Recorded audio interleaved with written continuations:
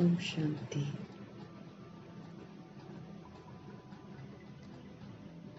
हर तरह के हलचल में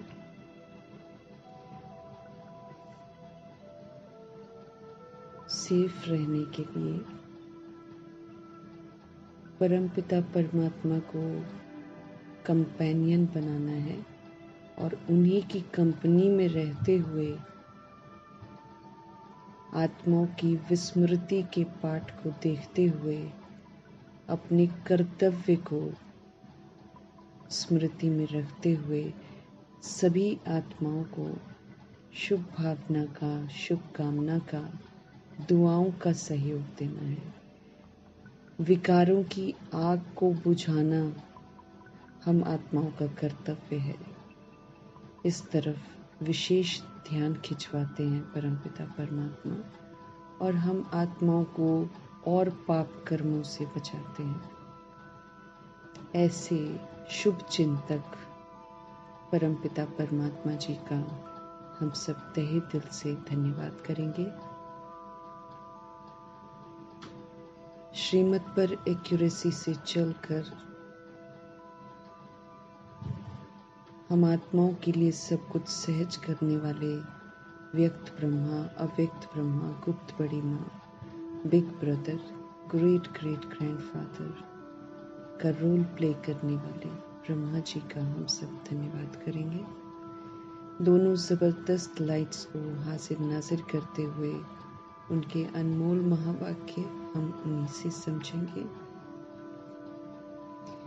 समझते हुए ये समझ जो है वो पूरी वायुमंडल में फैले, प्रकृति में फैले, तत्वों में फैले, सब फिर से सतो प्रधान, फिर से सतोगुणी, फिर से समर्थ बने, ये दिल से दुआ करेंगे। प्रभु जी के अनमोल महावाक्यों की जो शक्ति है वो यूनिवर्स की सारी आत्माओं तक पहुँचे, चाहे वो आकारी शरीर में है, चाहे वो साकारी शरीर में है। प्रभु जी के सब बच्चे हैं तो सभी तक परमात्म समझ जो है उसके वाइब्रेशंस चारों तरफ फैले, ये दिल से दुआ करेंगे। प्रभु जी के अनमोल महावाक्यों की शक्ति उन आत्माओं तक पहुँचे जो इस समय हॉस्पिटल में हैं या फिर घरों में पीड़ित हैं, असमर्थ हैं। ऐसी आत्माएं प्रभु जी की यादों में रहें, प्रभु जी की समझ उनकी बुद्धि पर दस्तक देती रहे और वो प्रभु के साथ बुद्धि का योग लगाकर इन मुश्किल घड़ियों को पार करें, ये दिल से दुआ करेंगे। प्रभु जी के अनमोल महावाक्यों की शक्ति उन आत्माओं तक भी पहुँचे जो इस समय वाम मार्ग में चले गए हैं, आत्मघात कर रहे हैं। ऐसी आत्माओं को आत्मघात से वैराग आ जाए, पुनः प्रभु के बने और जिनको बंधन में बांधा है उन्हें भी प्रभु का बनाए, दिल से दुआ करेंगे। प्रभु जी के अनमोल महावाक्यों की शक्ति उन आत्माओं तक पहुँचे जो इस समय अलबेले हो गए हैं, या तो माया के प्रकोप में हैं या तो इविल स्पिरिट्स के प्रकोप में हैं।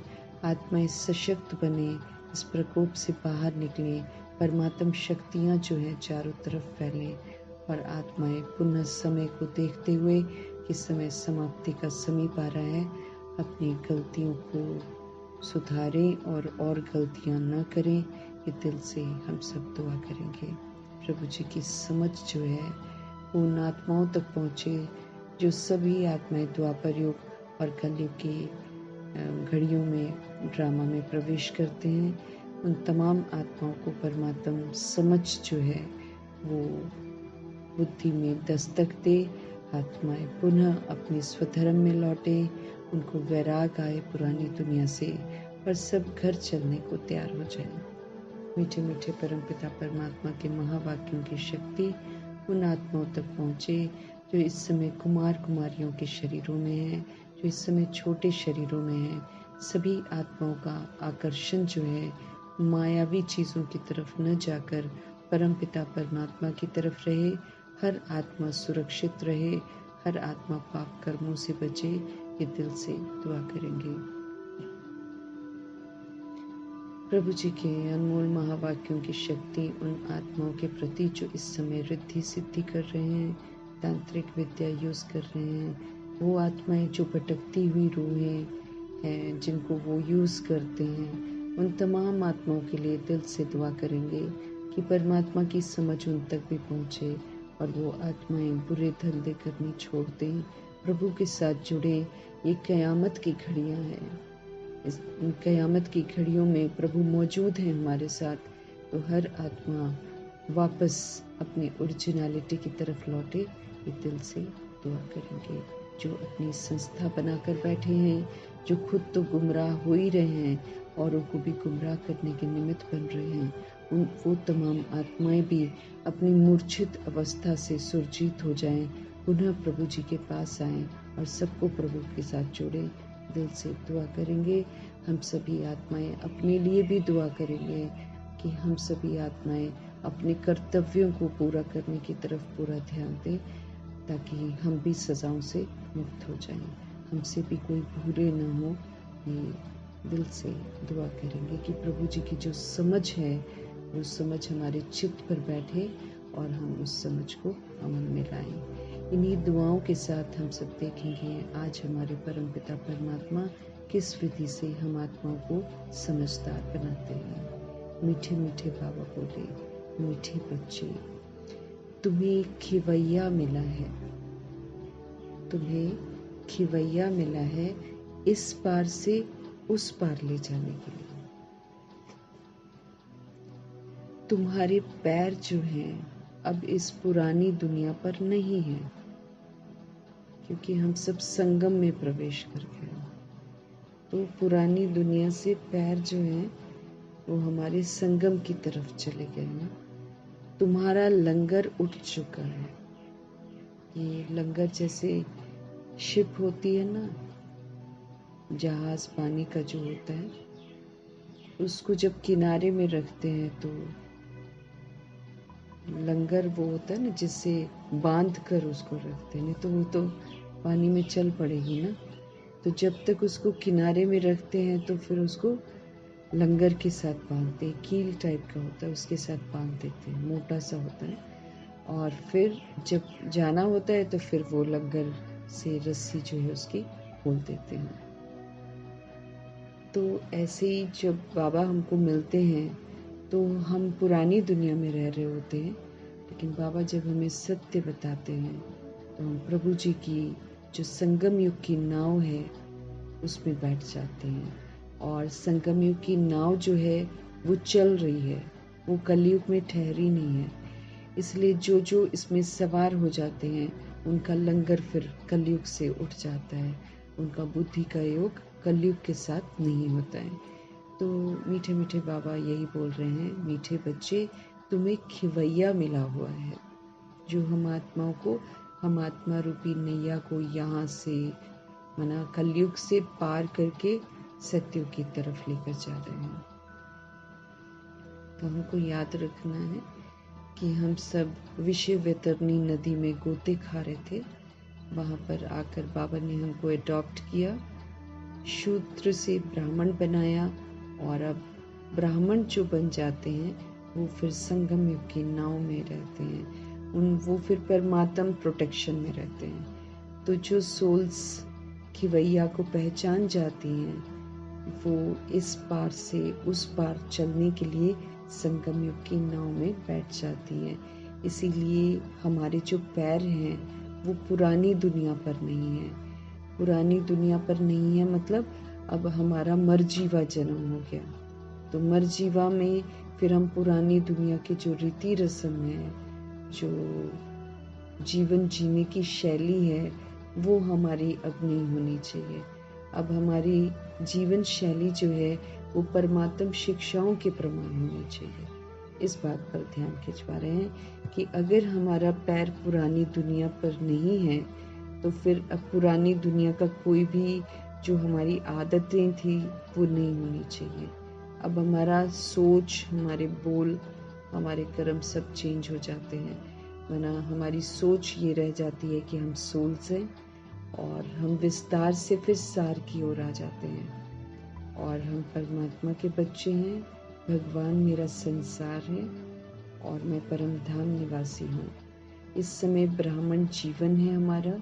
अब ये संगम युगी नाव में बैठे बैठे हम आत्माओं को अपने आप को पूरा करेक्ट करना है। संगम युग की नाव में हमारा पैर तो बाबा कहते पुरानी दुनिया पर नहीं है ना, अब श्रीमत पर चलना है हमको।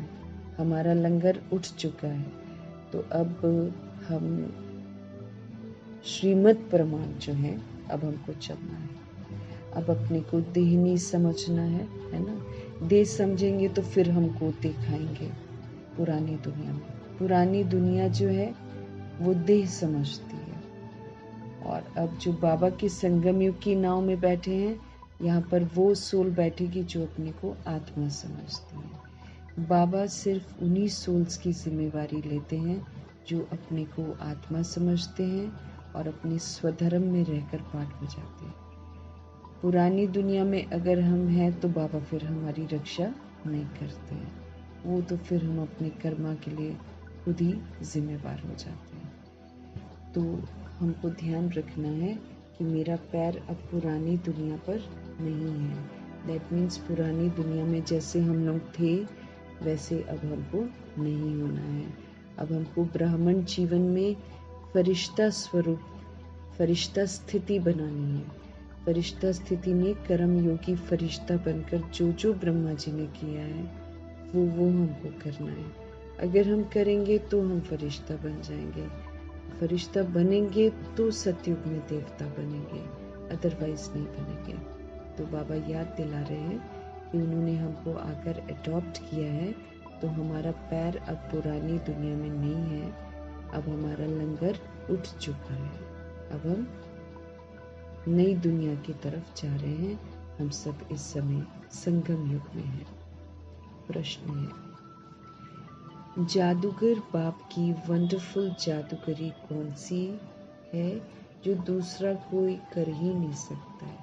हमारे शिव पिता परमात्मा कलयुग में आकर जादूगरी भी करते हैं, तो जादूगर का पार्ट भी निभाते हैं, वो रत्नाकर भी बनते हैं और वो सौदागर भी बनते हैं। तो जादूगरी वो क्या दिखाते हैं उसका स्पष्टीकरण कर रहे हैं प्रभु जी कि जादूगर बाप की वंडरफुल जादूगरी कौन सी है जो दूसरा कोई कर ही नहीं सकता है?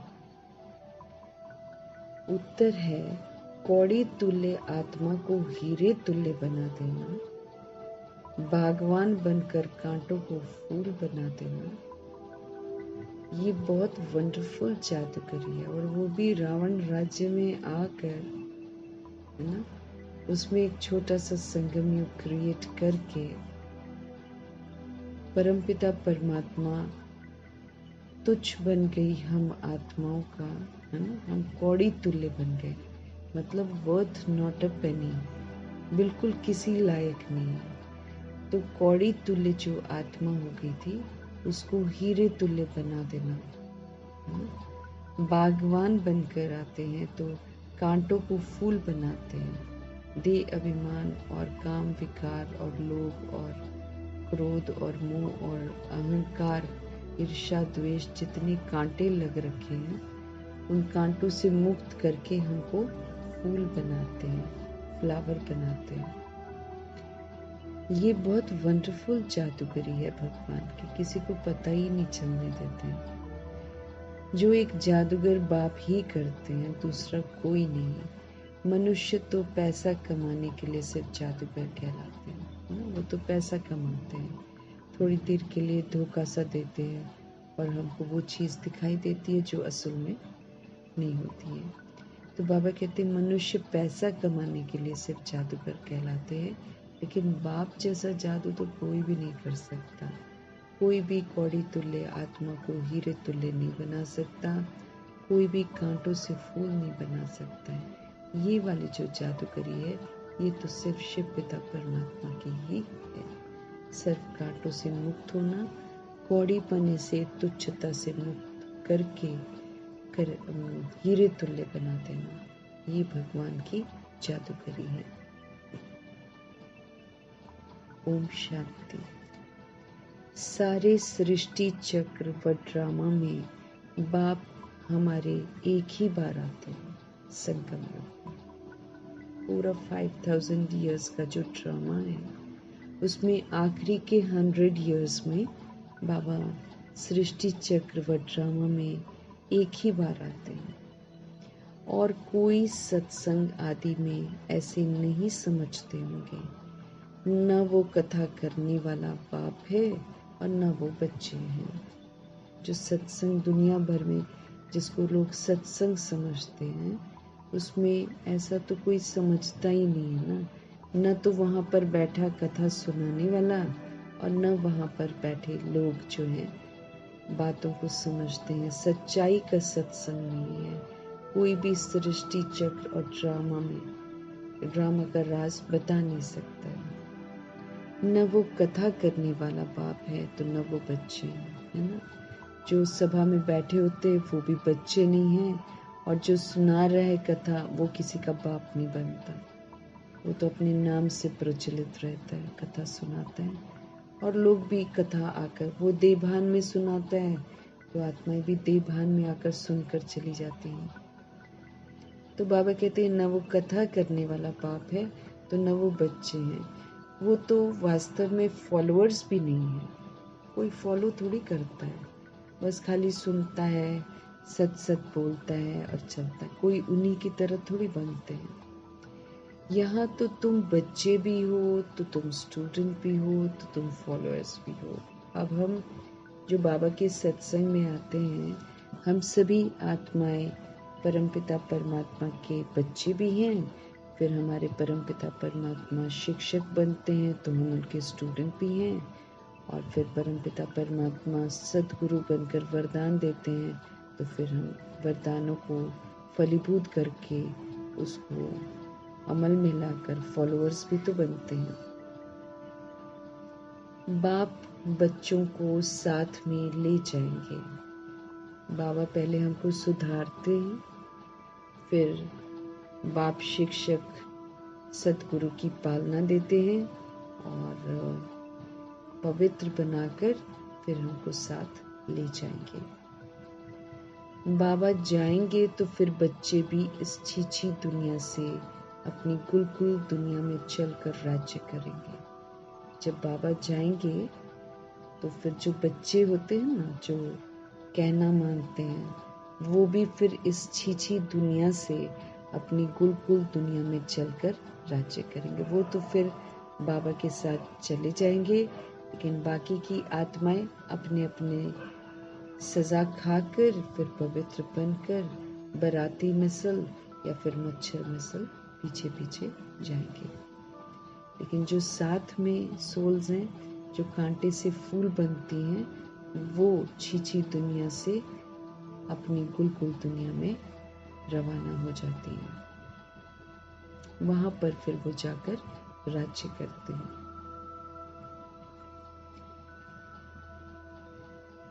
ये तुम बच्चों की बुद्धि में आना चाहिए। ये सारी चीजें हमारी बुद्धि में, चित्त में रहनी चाहिए। इस शरीर के अंदर जो रहने वाली आत्मा है ना, वो बहुत खुश होती है। बाबा को पाकर वो बहुत खुश होती है। कौन खुश होती है? जो शरीर के अंदर आत्मा है, जो शरीर को चलाती है। तुम्हारी आत्मा बहुत खुश होनी चाहिए। बाबा कहते हैं भगवान से मिलकर जब हम कांटों से मुक्त होते हैं, जब हम पवित्र बनते हैं और जब हम इस छीछी दुनिया से घर वापस जाते हैं और फिर नई दुनिया में आकर राज्य करते हैं, जब हमारे को ये वाली स्मृति होती है तो फिर बाबा कहते हैं तुम बच्चों को तो बहुत खुश होना चाहिए। बेहद का बाप आया हुआ है जो सभी का बाप है। ये भी सिर्फ तुम बच्चों की समझ में है। बाबा कहते हैं अब जानते हैं बच्चे कि जो बेहद के बाप है, यानी कि सभी आत्माओं के पिता हैं, और जो सागर हैं, है ना, गुणों के वो सागर हैं, वो सभी वर्ल्ड की सोल्स की है। जो सोल्स, जितनी भी आत्माएं हैं मौजूद हैं इस सृष्टि रूपी ड्रामा में, चाहे आकारी शरीर में है चाहे साकारी शरीर में, सभी के वो बाप हैं। बाकी सारी दुनिया में तो सब बेसमझ ही है। ये भी हमको अभी समझ मिली है भगवान से, नहीं तो हम भी बेसमझ थे।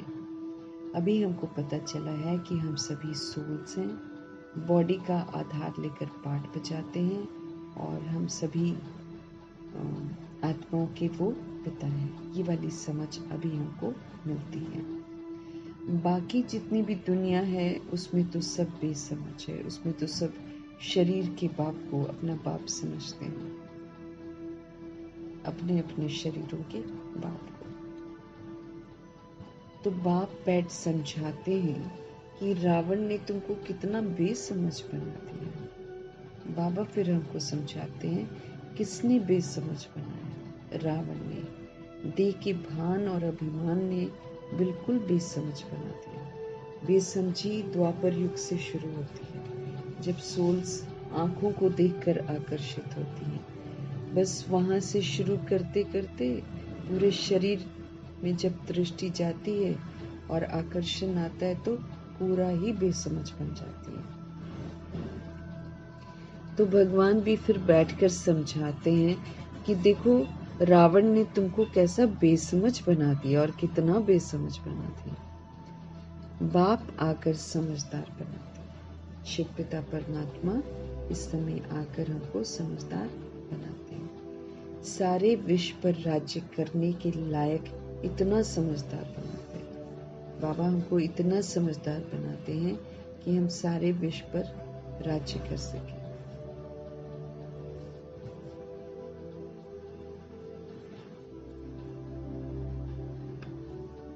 सारे विश्व पर राज्य करने लायक इतना समझदार बना देते हैं बाबा।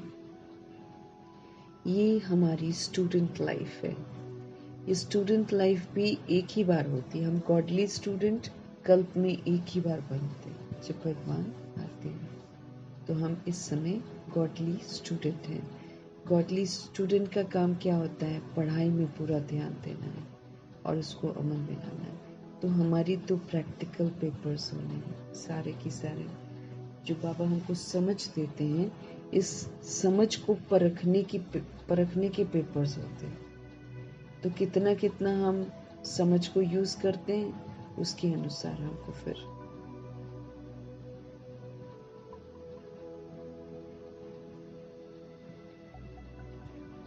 बाबा हमको फिर समझ देकर लायक बनाते हैं।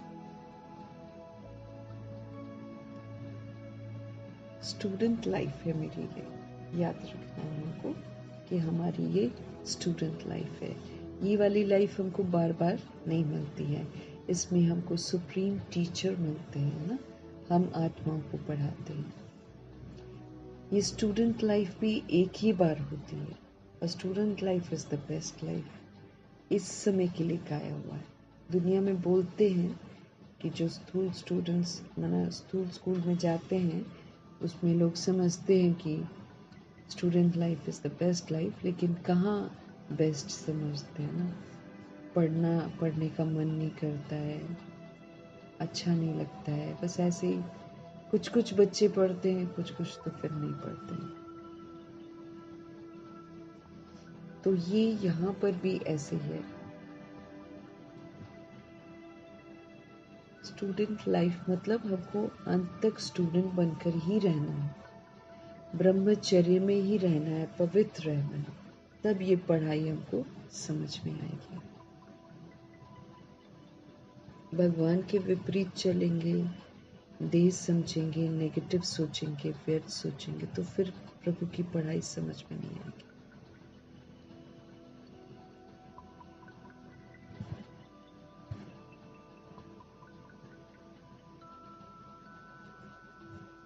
तो बाबा समझ देते हैं।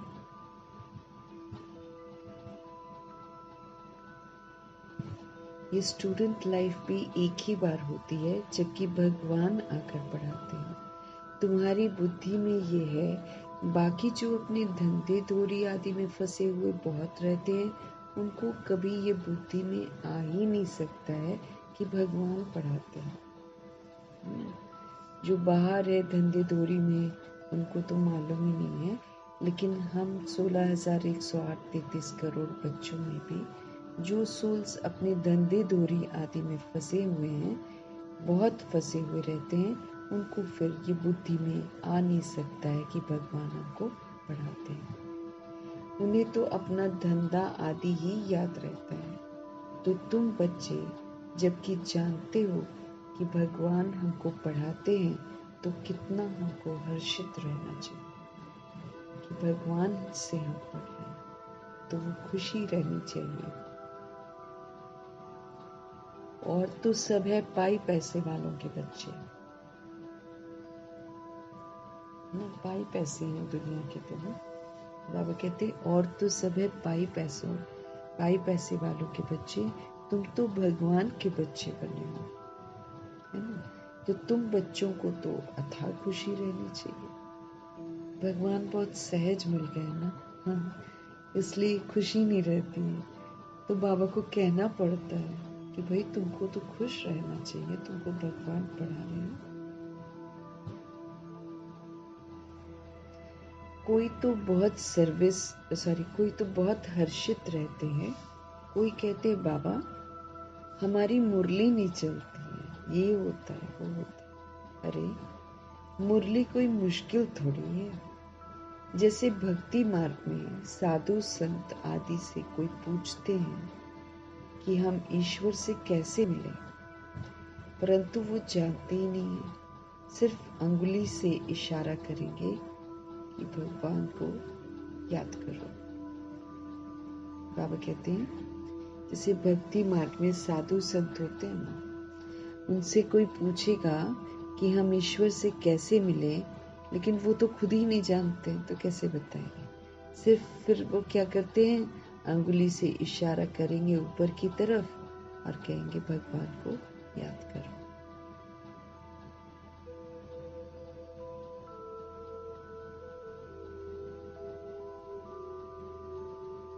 सिर्फ अंगुली से इशारा करेंगे कि भगवान को याद करो, बस खुश हो जाते हैं।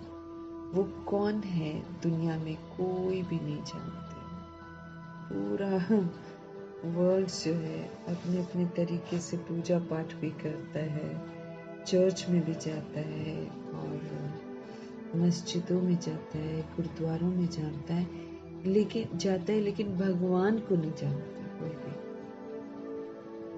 दुनिया में कोई भी भगवान को नहीं जानता। अपने बाप को कोई भी नहीं जानता। ये ड्रामा भी ऐसा ही बना हुआ है।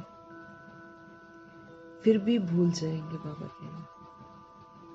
जैसे जैसे सोल विस्तार में जाती है, वैसे वैसे असलियत को भूल जाती है। बाबा कहे फिर भी भूल जाएंगे।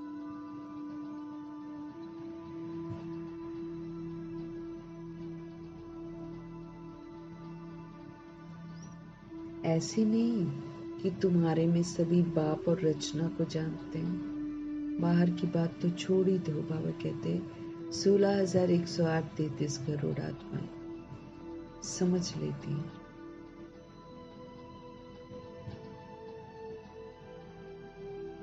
तो बाबा कहते हैं यहाँ भी, बाबा के बच्चों में भी, है ना। ऐसे नहीं बाबा कहते हैं कि तुम्हारे में सभी बाप और रचना को जानते हैं।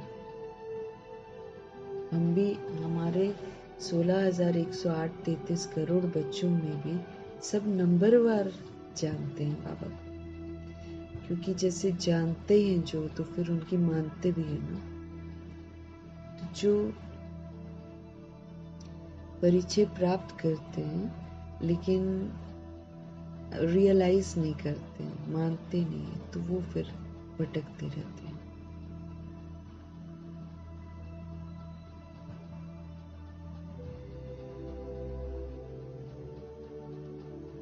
तो बाबा कहते हैं तुम्हारे में भी नहीं जानते हैं। कहाँ कहाँ तो चलन ऐसी चलते हैं कि बात मत पूछो। है ना। जो जानेगा वो अपनी चलन को सुधारेगा। तो बाबा शिकायत कर रहे हैं कि यहाँ भी सब नहीं जानते हैं, कहाँ कहाँ तो बाबा कहते चलन ऐसे ही चलते हैं, बात मत पूछो। वो नशा ही उड़ जाता है कि हम भगवान के बच्चे हैं, हम भगवान से पढ़ रहे हैं। बाबा देखते हैं कि वो नशा ही उड़ जाता है। अभी तुम बच्चों का पैर पुरानी दुनिया पर जैसे कि है ही नहीं। तो पुराना रीति रस्म जो भी है उसके अनुसार थोड़ी काम करेंगे।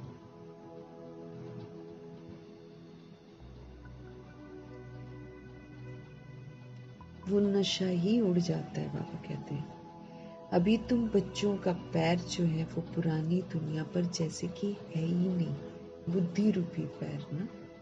हम आत्मा से बात करते हैं भगवान, इसीलिए हमारा बुद्धि रूपी पांव जो है वो पुरानी दुनिया में नहीं है।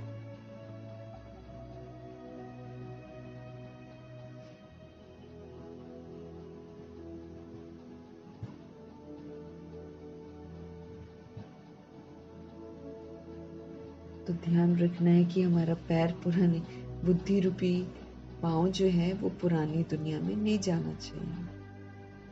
तुम जानते हो कलयुगी दुनिया से अब पैर हमारा उठ गया है। बोट नाव का लंगर उठाया हुआ है ना। हम संगम युगी नाव में बैठ गए ना, तो फिर लंगर उठाया हुआ है, मतलब पुरानी दुनिया से बुद्धि का योग हटाकर अब प्रभु की तरफ लगाया है।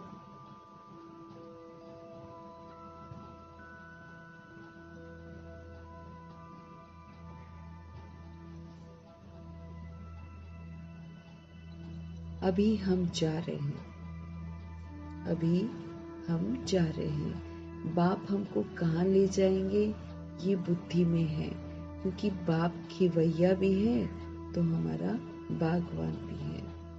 कांटों को फूल बनाते हैं भगवान। उन जैसा बागवान तो कोई है नहीं जो कांटों को फूल बनाते। कांटे दुनिया में फूलों के साथ कांटे होते हैं, तो क्या हम उन कांटों को फूल बना सकते हैं? नहीं बना सकते। लेकिन ये बाबा में जादूगरी है कि खिवैया बाप के जब हम बनते हैं, बागवान के जब हम बनते हैं, तो प्रभु फिर कांटों को फूल बना देते हैं। उन जैसा बागवान तो कोई होता ही नहीं है।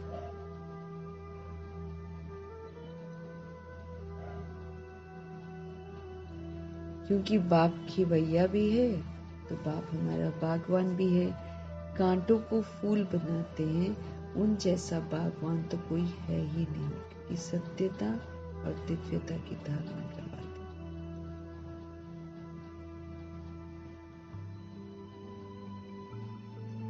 तो वो खिवैया हमको पार भी लेकर जा रहे हैं, साथ में हमको सींचते भी हैं सत्यता से और दिव्यता से। कांटों को फूल बनाते हैं बाबा। उन जैसा बागवान तो कोई है ही नहीं जो कि कांटों को फूल बनाते हैं। ये जादूगरी कोई कम थोड़ी है।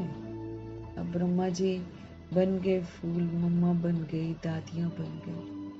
अद्भुत कार्य है ना बाबा का।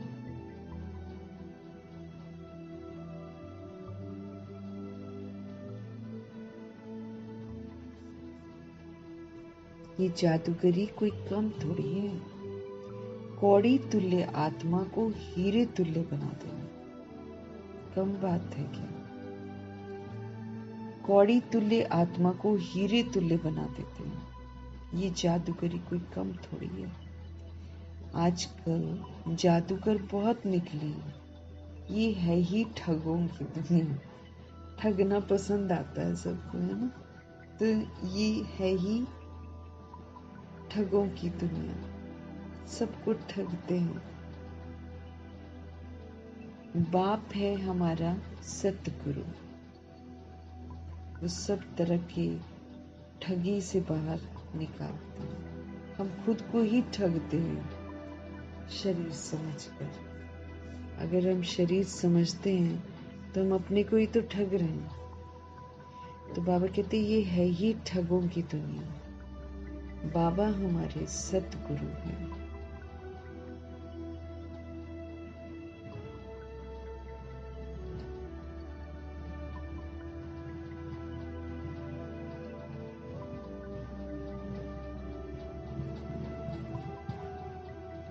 तो बाबा कह रहे हैं हमको बाप सतगुरु है। कहते भी हैं सतगुरु अकाल, कहते भी हैं सतगुरु अकाल। बहुत धुन से कहते हैं, गुरुद्वारों में ऐसे बोलते हैं और धुन से बोलते हैं। वो भी गाते रहते हैं शब्द कीर्तन, समझते थोड़ी हैं।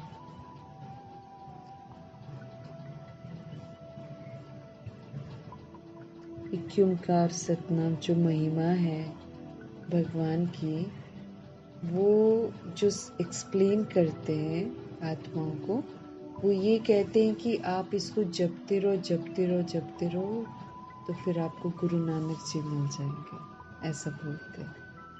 समझते नहीं है ना बाबा के, सिर्फ पढ़ते हैं, धुन लगी रहती है। अब गुरु नानक जी थोड़ी मिलेंगे। इस मंत्र को, मूल मंत्र को रियलाइज करके आत्मा स्मृति स्वरूप बनेगी, अपने को भी पहचानेगी और अपने बाप को भी पहचानेगी।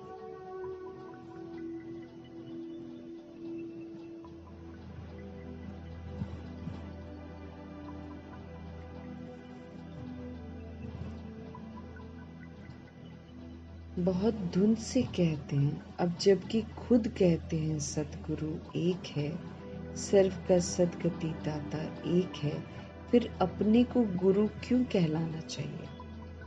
ऐसा बोलते भी हैं कि सतगुरु एक है और सभी की सदगति दाता, सभी के सदगति दाता है, मुक्ति भी देते हैं, जीवन मुक्ति भी देते हैं। फिर बाबा कहते हैं अपने को गुरु फिर क्यों कहलाना चाहिए? न वो समझते हैं और न लोग ही कुछ समझते हैं, न सुनाने वाला समझता है न फिर समझने वाले समझते हैं।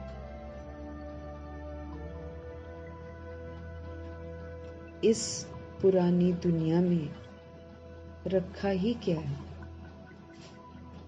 मम्मा भी ऐसे ही बोलती थी, क्या रखा है, क्या देखना है इस दुनिया में, है ना? जब बच्चे खुश होते थे देखकर ना ऊंची ऊंची बिल्डिंगें, तो मम्मा हमेशा यही कहती थी, क्या रखा है इस दुनिया में? रियलाइज करते हैं ना वो लोग। तो बाबा कहते हैं इस पुरानी दुनिया में रखा ही क्या है?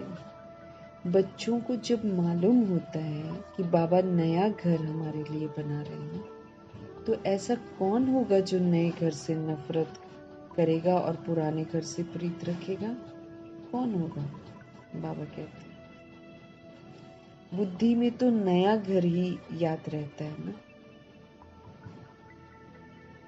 तुम बेहद बाप के बच्चे बने हो, तो तुम्हें स्मृति रहनी चाहिए कि बाप हमारे लिए न्यू वर्ल्ड बना रहे हैं। तुम बेहद बाप के बच्चे बने हो, तो तुम्हें स्मृति रहनी चाहिए कि बाप हमारे लिए न्यू वर्ल्ड बना रहे हैं, नई दुनिया, और हम उस न्यू वर्ल्ड में जाते हैं। उस न्यू वर्ल्ड के अनेक नाम हैं। उसको सतयुग कहते हैं, हेवन कहते हैं, पैराडाइज कहते हैं, वैकुंठ कहते हैं, जन्नत कहते हैं, अल्लाह का बगीचा कहते हैं, स्वर्ग कहते हैं, सुखधाम कहते हैं, भिन्न भिन्न परिस्तान कहते हैं, तरह तरह के हैं, उसको शिवालय कहते हैं। बाबा कहते न्यू वर्ल्ड के बहुत सारे नाम हैं। तुम्हारी बुद्धि अब पुरानी दुनिया से श्रेष्ठ नहीं, सॉरी, तुम्हारी बुद्धि अब पुरानी दुनिया से उठ गई है। हमारी जो बुद्धि है, आत्मा की बुद्धि जो है, वो अब पुरानी दुनिया से उठ गई है, क्योंकि पुरानी दुनिया में तो दुख ही दुख है। वहां तो दुख ही दुख है। रियलाइज हो गया ना?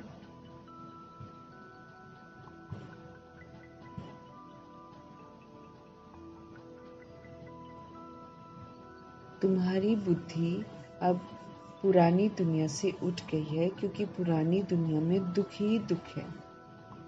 इसका नाम ही है हेल, नर्क। रौरव नर्क है ये कांटों का जंगल है।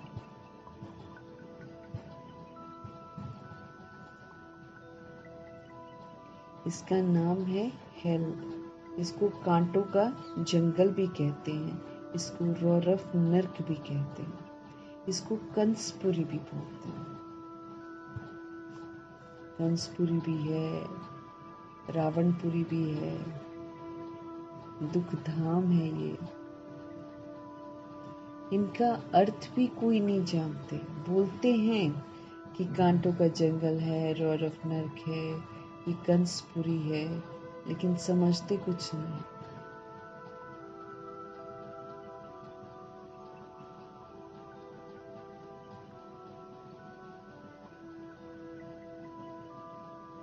बाबा कहते हैं बोलते जरूर हैं, लेकिन अर्थ नहीं कोई समझता। पत्थर बुद्धि है ना बाबा के। सबकी बुद्धि कैसी हो जाती है? पत्थर बुद्धि, समझ में नहीं आता है कुछ भी। बोलते हैं काम क्रोध लोभ मोह अहंकार से बचाओ, और उधर काम क्रोध लोभ मोह अहंकार में खूब एक्सट्रीम लेवल पर जा रहे हैं। तो क्या हो गया? पत्थर बुद्धि हो गई। कोई कुकर्म है या जो भी काम विकार है, उसके कर्म अगर कोई ऐसे ही कर लेते हैं, वैश्या वगैरह करते हैं, चाहे जो भी करते हैं, तो उनको बैड समझते हैं। अब वही को फिर शादी करा के सर्टिफिकेट देकर कहते हैं ये ठीक कर्म है। पत्थर बुद्धि हो गए ना। जब कोई काम गलत है एक तरीके से, तो फिर वो गलत है ना, उसमें तो उसको गलत समझते हैं, और फिर जो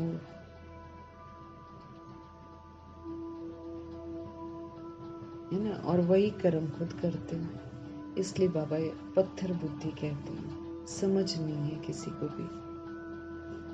बाप कहते हैं अर्थ नहीं समझते हैं, कोई नहीं जानते, पत्थर बुद्धि है ना। बाबा कहते हैं भारत का देखो हाल क्या है। बाप कहते हैं इस समय सब के सब पत्थर बुद्धि है, और सत्युग में सब है पारस बुद्धि। कौन बनाता है पारस बुद्धि? शिव पिता परमात्मा। अभी संगम युग में हम आत्मा को पारस बुद्धि बनाते हैं।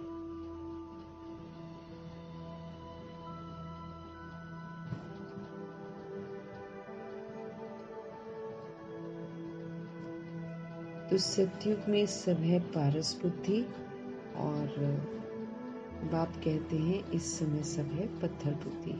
यथा राजा रानी तथा प्रजा।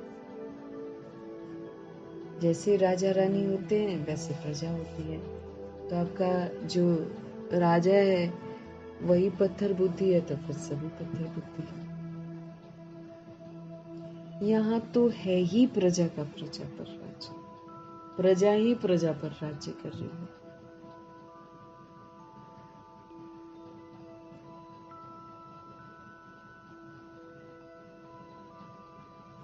यहाँ तो है ही प्रजा का प्रजा पर राज्य, इसलिए सबकी स्टैंप बनाते रहते हैं। सबकी स्टैंप बनाते रहते हैं। तुम बच्चों की बुद्धि में ये याद रहना चाहिए, ऊंच ते ऊंच हमारे शिव पिता परमात्मा है।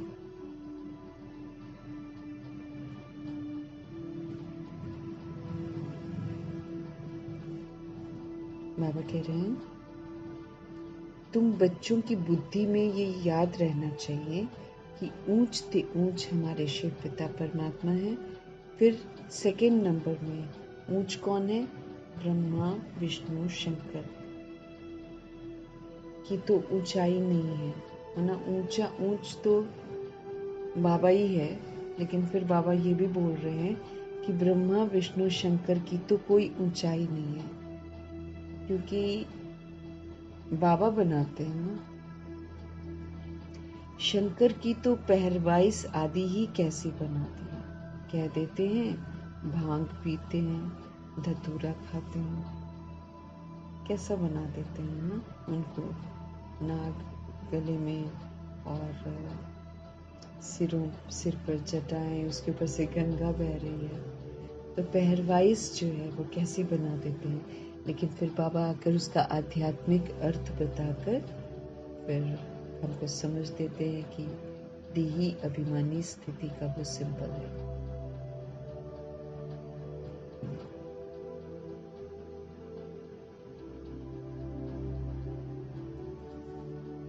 शंकर की तो पहरवाइस आदि भी कैसी बना दी है।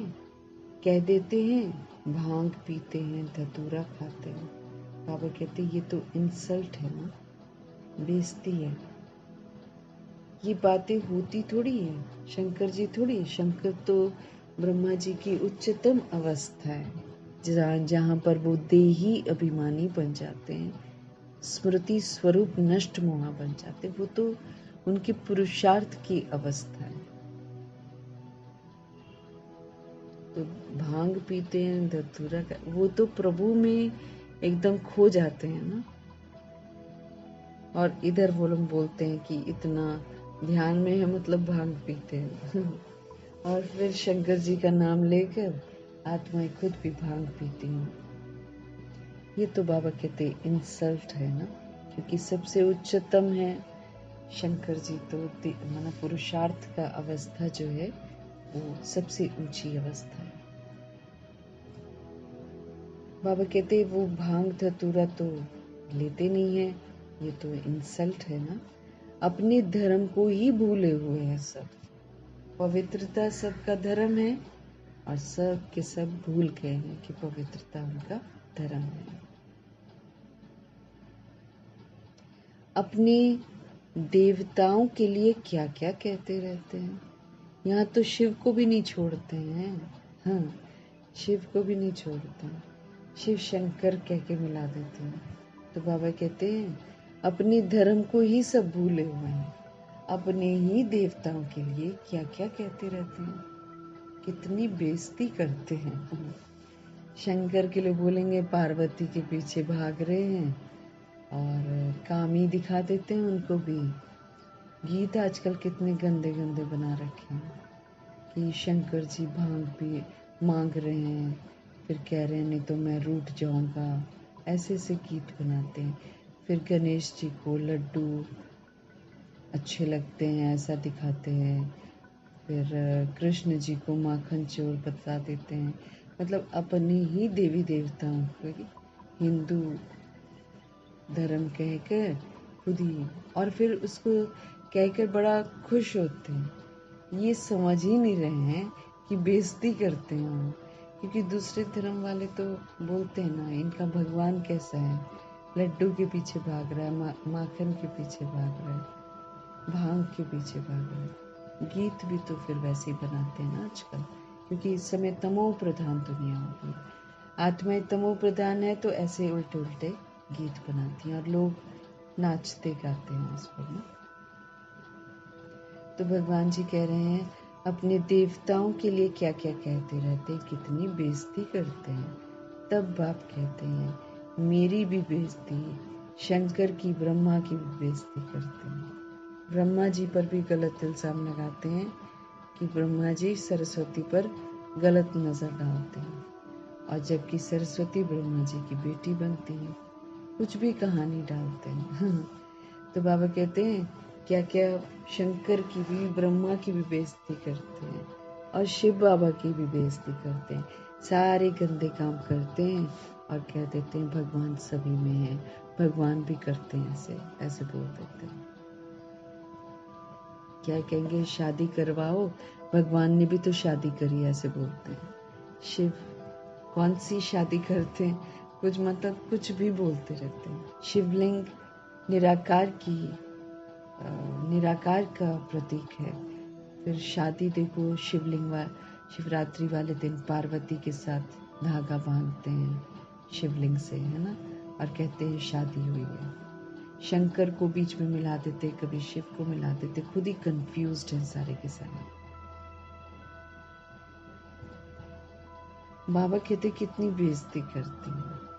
विष्णु की बेइज्जती नहीं होती है, शंकर की बेइज्जती करते हैं, ब्रह्मा जी की बेइज्जती करते हैं, क्योंकि पुरुषार्थी स्वरूप है ना, और वो पुरुषार्थ का अंतिम स्वरूप शंकर जी हैं।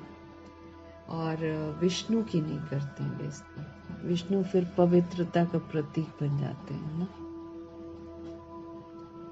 क्योंकि विष्णु ही राधे कृष्ण है ना। विष्णु की बेइज्जती नहीं होती है, वास्तव में गुप्त उनकी भी करते हैं बाबा कहते हैं, क्योंकि विष्णु ही राधे कृष्ण है, तो राधे कृष्ण की बेइज्जती करते हैं ना।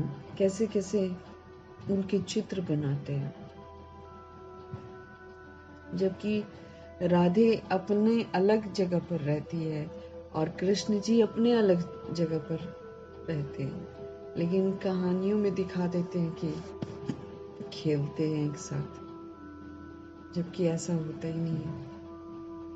उनका तो स्वयंवर होता है ना, तब वो लक्ष्मी नारायण उनका नाम चेंज होता है। वैसे बाबा कहते विष्णु की बेइज्जती नहीं होती है, लेकिन वास्तव में अगर देखा जाए तो गुप्त उनकी भी बेइज्जती कर देते हैं। तो बाबा कितना सुंदर बोल रहे हैं ना बाबा, कि विष्णु की भी गुप्त कर देते हैं, क्योंकि राधे कृष्ण का ही तो बड़े होकर जो लक्ष्मी नारायण बनते हैं उसका प्रतीक है।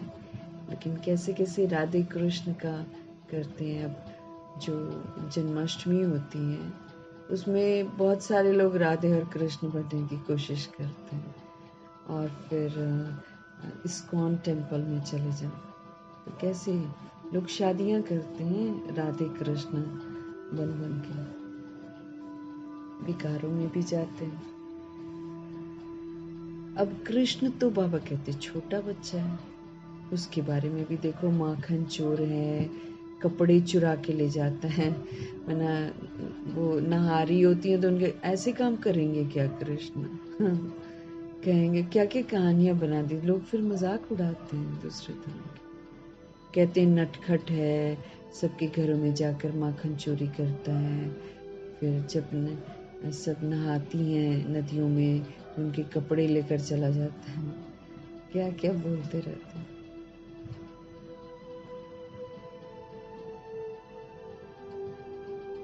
तो बाबा कहते बेइज्जती तो विष्णु की भी हो जाती है, लेकिन गुप्त होती है। क्योंकि गुप्त क्यों?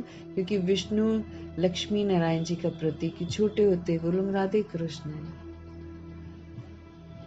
क्योंकि विष्णु ही तो राधे कृष्ण है, तो इसलिए गुप्त रूप में देखा जाए तो विष्णु जी की भी बेइज्जती करते हैं।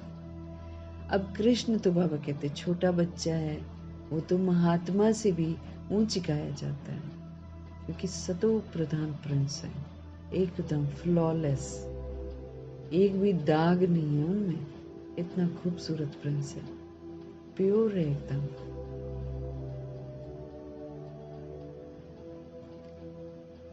उन्हें क्या पड़ी है माखन खाने की।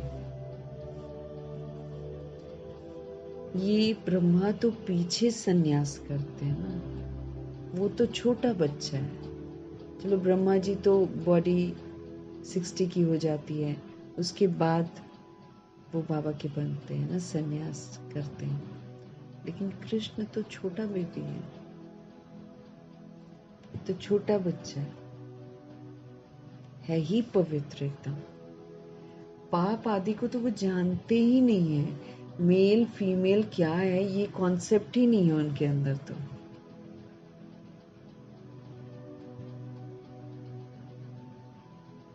छोटा बच्चा है, बिल्कुल पवित्र है, पाप आदि को तो जानते ही नहीं है।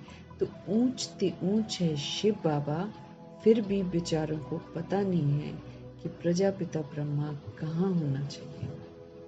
संगम युग में होना चाहिए जब शिव बाबा आते हैं, लेकिन नहीं जानते हैं ना, तो इसीलिए प्रश्न करते रहते हैं। वो ब्रह्मा जी को देखकर भी बहुत सारा प्रश्न करते हैं, विरोध करते हैं।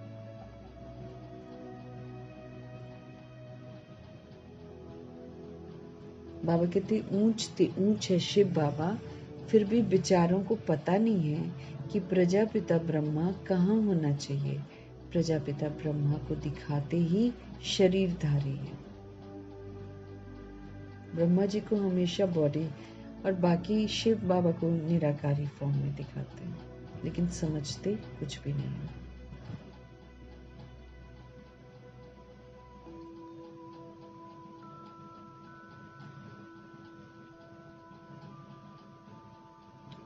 तो ऊंच थी ऊंच है शिव बाबा, फिर भी बेचारों को पता नहीं है कि प्रजापिता ब्रह्मा कहाँ होना चाहिए। प्रजापिता ब्रह्मा को दिखाते भी शरीरधारी हैं। अजमेर में उनका एक मंदिर है, बाकी और कहीं नहीं है। अजमेर में उनका मंदिर है, उनकी पूजा नहीं करते ना कि वो पुरुषार्थी हैं, लेकिन वो जो संपूर्ण ब्रह्मा बनते हैं इसलिए एक यादगार बनता है अजमेर में, बाकी उनके नाम पर मंदिर नहीं बनते हैं। अजमेर में उनका मंदिर है। दाढ़ी मूछ देते हैं ब्रह्मा को, ब्रह्मा जी को दाढ़ी मूछ होती है।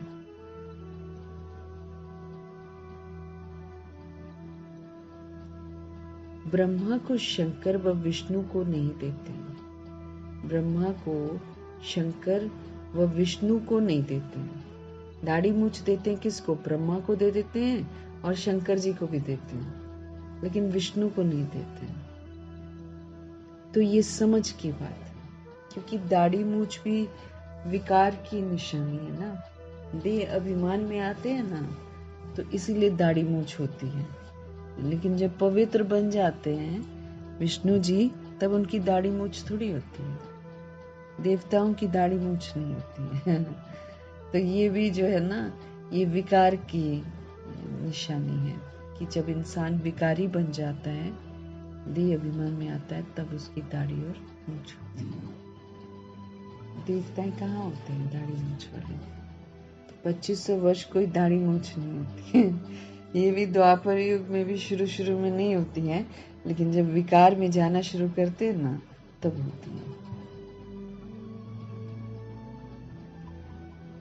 इसलिए दाढ़ी मूछ दे देते हैं ब्रह्मा को और शंकर को दे देते हैं, क्योंकि ये पुरुषार्थ का स्वरूप है ना।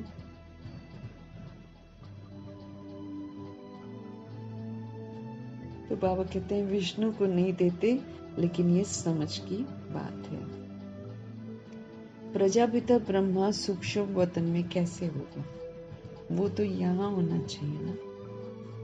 प्रजापिता जो है वो तो यहाँ होना चाहिए ना, प्रजा के पिता है।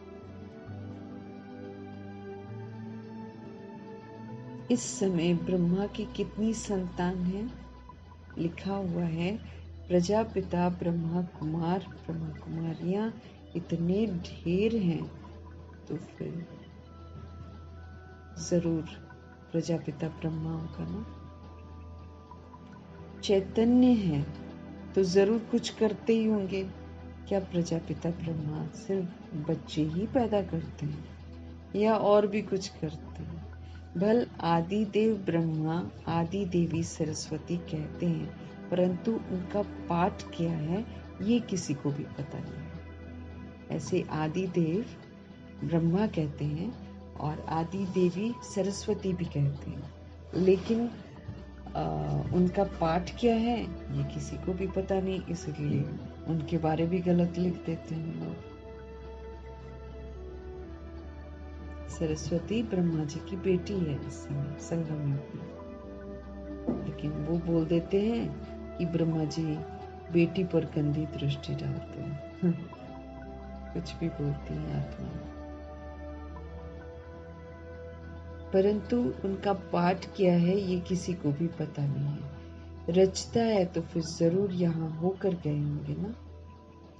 जरूर ब्राह्मणों को शिव बाबा ने अडॉप्ट किया है, नहीं तो ब्रह्मा कहाँ से आए? बाबा सोल को थोड़ी रचते हैं, सोल तो इटर्नल है। लेकिन जब सोल्स शूद्र बन जाती हैं और शूद्र बनकर भी भगवान की तलाश में रहती हैं ना, तो बाबा समझ दे रहे हैं हर बात की।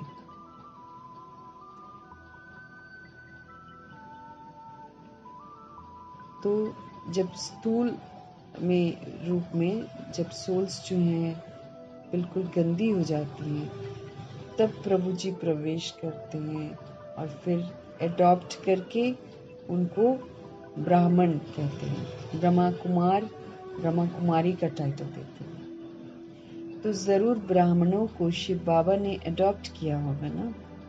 तो बाबा इस विधि से रचना रचते हैं, शूद्र से ब्राह्मण बनाते हैं, पवित्रता की प्रतिज्ञा करवा के। बाकी ये नहीं है कि किसी को बाबा क्रिएट करते हैं, सोल्स को नहीं क्रिएट करते। सोल्स तो इटर्नल है, वो तो पार्ट बजाती रहती हैं, शरीर छोड़ती रहती हैं।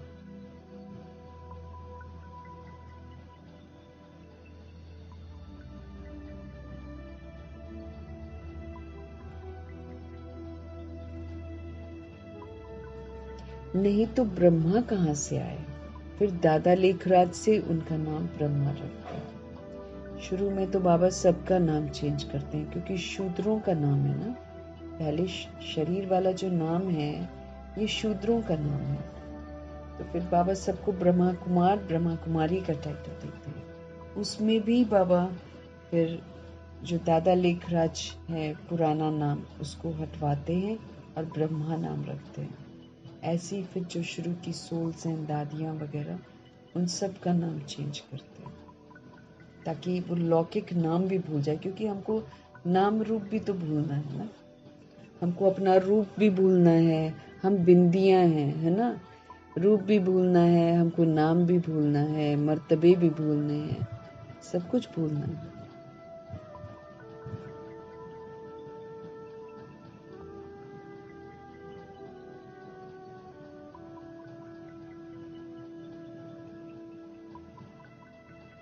तो बाबा कह रहे हैं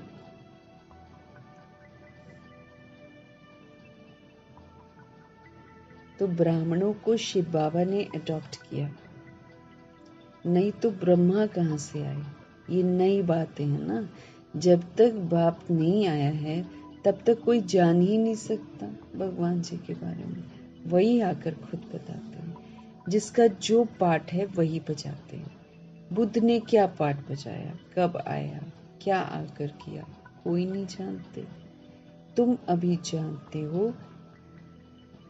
क्या वो गुरु है, टीचर है, बाप है? बुद्ध जो हैं, क्या वो सभी के गुरु हैं, सभी के टीचर हैं, सभी के बाप हैं? नहीं ना। सदगति तो नहीं दे सकते हैं वो।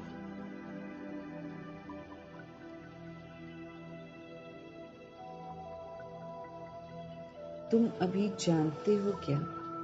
तुम अभी जानते हो क्या? वो गुरु है, टीचर है, बाप है? फिर हम लोग से भी पूछते हैं।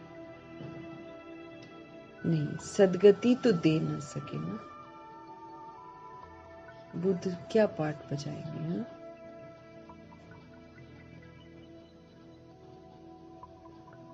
सदगति तो वो दे नहीं सकता, वो तो सिर्फ अपने धर्म के रचता ठहरे। गुरु थोड़ी हैं, रास्ता थोड़ी दिखा पाते, वो तो खुद ही अंधियारे में है। सदगति कोई नहीं कर सकता, वो तो सिर्फ अपने धर्म के रचता ठहरे, गुरु नहीं है। बाप बच्चों को रचते हैं, फिर बाबा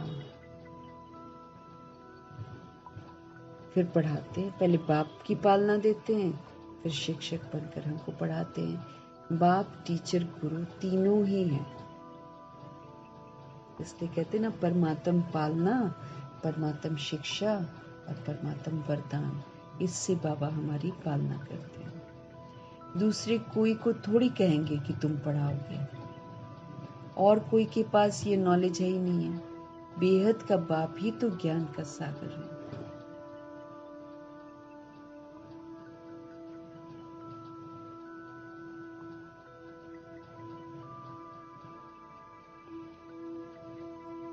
तो बाबा कहते हैं दूसरे कोई को थोड़ी कहेंगे कि तुम पढ़ाओ, और कोई के पास ये नॉलेज है ही नहीं है। बेहद का बाप ही ज्ञान का सागर है, तो जरूर ज्ञान सुनाएंगे ना। बाप ने ही स्वर्ग का राज्य भाग्य हम आत्माओं को दिया था। बाप ही देते हैं स्वर्ग का राज्य भाग्य। पहले लायक बनाते हैं, फिर जो लायक बनता है उसको राज्य भाग्य देते हैं। अभी फिर से दे रहे हैं। बाप कहते हैं तुम फिर से 5000 वर्ष के बाद आकर मिले हो। बच्चों को अंदर में खुशी भी।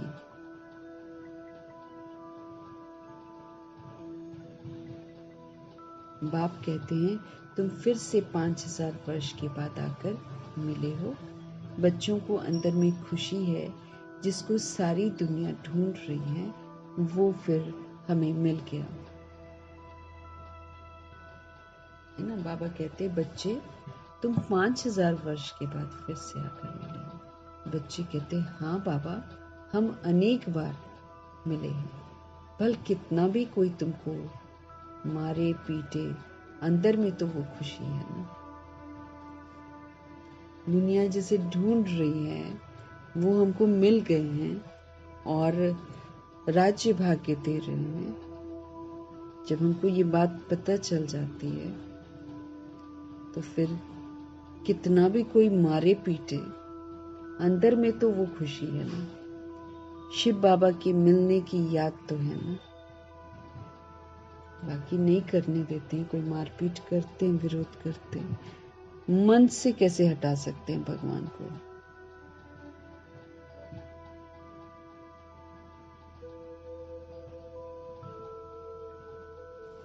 तो बाबा कह रहे हैं शिव बाबा के मिलने की याद तो है ना। याद से ही कितने पाप कटते हैं। अब दादियां भी तो मार खाती थी ना, उनकी प्रीत और भगवान से बढ़ती जाती थी।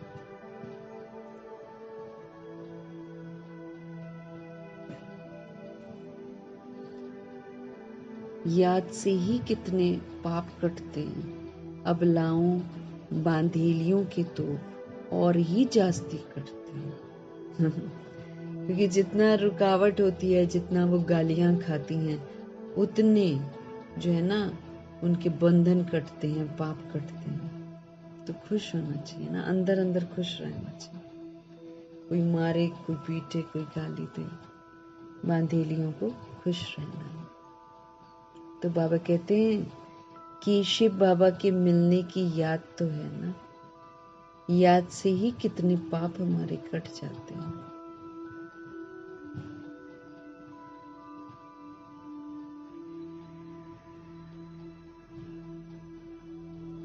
तो बाबा कहते हैं अबलाएं जो हैं और बांधेलियां जो हैं, जिनको बाबा से मिलने नहीं दिया जाता, जो अबला है, बेसहारा है, बांधेलियों के तो और ही जास्ती कटते हैं, क्योंकि वो जास्ती शिव बाबा को याद करते हैं। बाबा बोलते हैं जो छूटे हुए होते हैं ना, जिनको फ्री है, वो उतना याद नहीं करते हैं जितना बांधेलियां याद करती हैं। तो बांधेली होना भी एक खुश नसीबी है, क्योंकि वो ज्यादा प्रभु से प्रीत करती है, उसके जल्दी पाप कटते हैं, क्योंकि वो जास्ती शिव बाबा को याद करती हैं।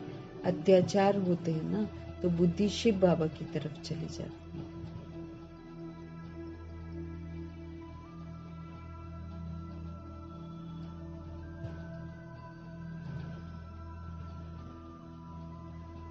तो बाबा कह रहे हैं अत्याचार होते हैं तो बुद्धि शिव बाबा की तरफ चली जाती। बांधेलियों पर अत्याचार होते हैं ना, और भी उनका शिव बाबा की तरफ चली जाती है। शिव बाबा रक्षा करो, तो याद करना अच्छा है ना। भल रोज मार खाओ, बाबा कहते हैं भल रोज मार खाओ, शिव बाबा को याद करेंगे, ये तो भलाई है ना। देखो नेगेटिव में भी बाबा कहते पॉजिटिव को देखो, भला तो हो रहा है ना।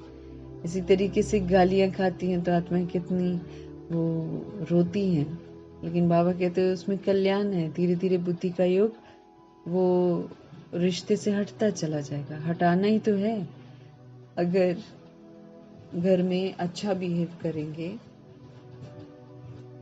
और अच्छे से रहेंगे तो बुद्धि का योग भगवान जी के साथ जाएगा ही नहीं। जब धक्के पड़ते हैं, मार पड़ती, तभी तो प्रीत और बढ़ती है भगवान के साथ।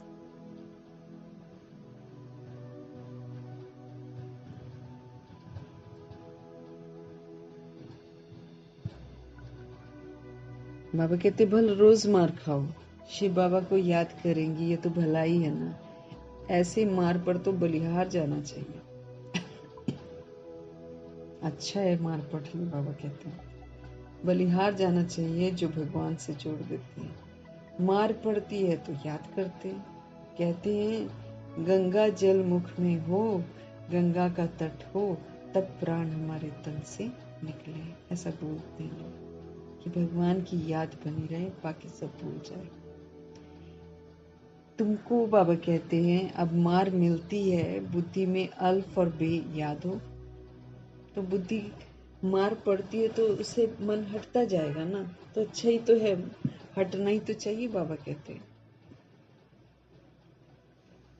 तो तुमको जब मार मिलती है तो बुद्धि में अल्फ और बे हमको याद रहना चाहिए।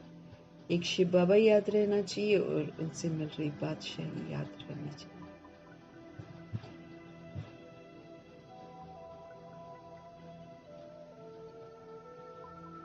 बस बाबा कहने से वर्षा जरूर याद आएगा। ऐसा कोई भी नहीं होगा जिसको बाबा कहने से वर्षा याद ना पड़े। बाप के साथ मिल्कियत तो जरूर होती है ना, याद आती है। तुमको भी शिव बाबा के साथ वर्षा,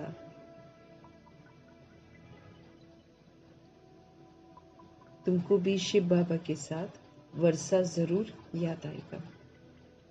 वो तो तुमको विष के लिए, विकार के लिए मार देकर शिव बाबा की याद दिलाते हैं। वो तो विकार के लिए मारते हैं ना। तो बाबा कहते हैं लेकिन वो मारते हैं और आपको किसकी याद आती है? शिव की याद आती है। तुम बाप से वर्षा पाते हो, पाप कट जाते हैं। ये भी ड्रामा में तुम्हारे लिए गुप्त कल्याण है। पाप भी हमारे कट जाते हैं जब हम बाबा को याद करते हैं, तो फिर हमको वर्षा भी मिलता है। तो ये भी बाबा कहते हैं तुम्हारे लिए गुप्त कल्याण है।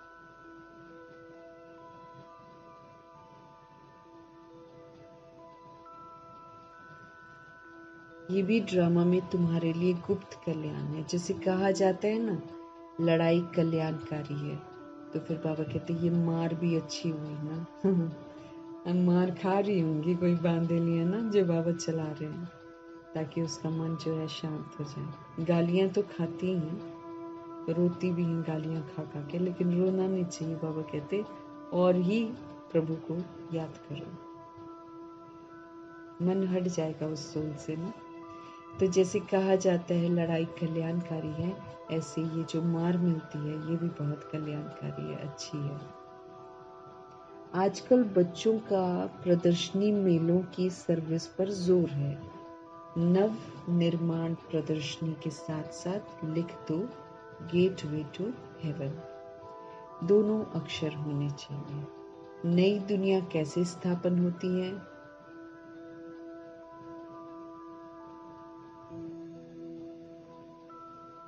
बाबा कहते हैं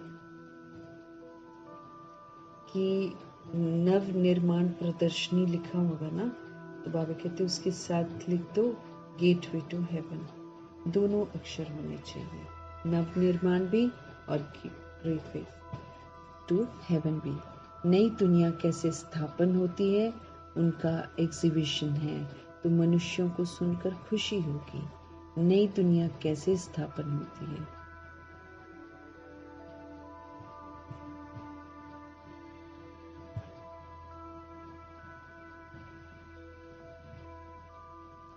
तो बाबा कह रहे हैं नई दुनिया कैसे स्थापन होती है, उनका एग्जीबिशन है, तो मनुष्यों को सुनकर खुशी होगी। नई दुनिया कैसे स्थापन होती है, उनके लिए चित्र बनाए हैं, आकर देखो। गेटवे टू न्यू वर्ल्ड, ये अक्षर भी ठीक है। गेटवे टू हेवन भी और गेटवे टू न्यू वर्ल्ड, ये अक्षर भी ठीक है। ये जो लड़ाई है ना, इनके द्वारा गेट्स खुलते हैं। लड़ाई होती है, कलयुग खत्म होता है, तो फिर सतयुग आता है।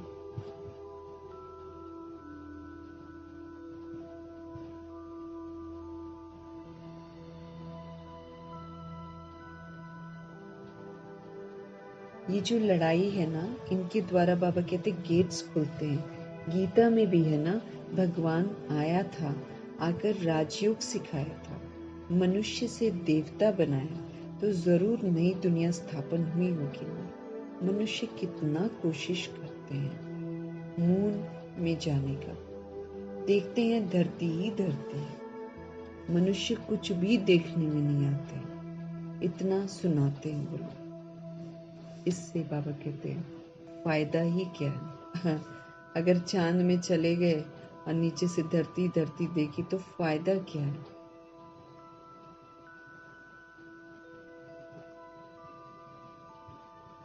मनुष्य कुछ भी देखने में नहीं आते, ऊपर से इतना सुनाते हैं। इससे बाबा कहते हैं इससे फायदा क्या है। अभी तुम रियल साइलेंस में जाते हो। अब हम सब रियल साइलेंस में जाते हैं, अशरीरी बनते हैं। वो है साइलेंस वर्ल्ड जहाँ पर हमको जाना है। तो हम टॉकी से मूवी, मूवी से साइलेंस की तरफ मुड़ रहे हैं, अशरीरी बनते हैं। वो है ही साइलेंस वर्ल्ड। तुम मौत चाहते हो, शरीर छोड़ जाना चाहते हो, बाप को भी मौत के लिए ही बुलाते हो कि आकर अपने साथ मुक्ति, जीवन मुक्ति में ले जाओ। क्योंकि शरीर तो जाता नहीं है ना, इसलिए शरीर की तो मौत ही होती है। तो बाबा कहते हैं जब कहते हैं ना मुक्ति, जीवन मुक्ति चाहिए, तो एक्चुअली क्या है, सेलिब्रेशन किस चीज का है। तुम मौत चाहते हो, शरीर छोड़ जाना चाहते हो, बाप को भी मौत के लिए ही तो बुलाते हो कि आकर अपने साथ मुक्ति, जीवन मुक्ति।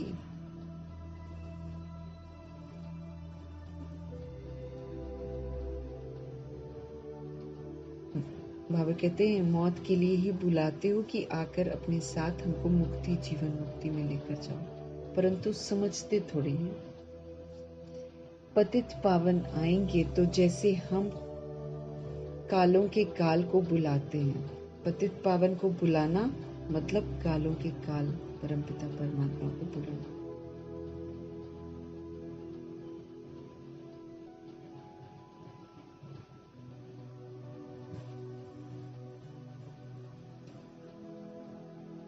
अभी तुम, क्योंकि बाबा जब आते तो फिर सबको लेकर जाते हैं, शरीर खत्म और सोल्स को वापस घर लेकर जाते हैं। तो बाबा कहते परंतु समझते थोड़ी हैं, पतित पावन आएंगे तो जैसे हम कालों के काल को बुलाते हैं। अभी तुम समझते हो।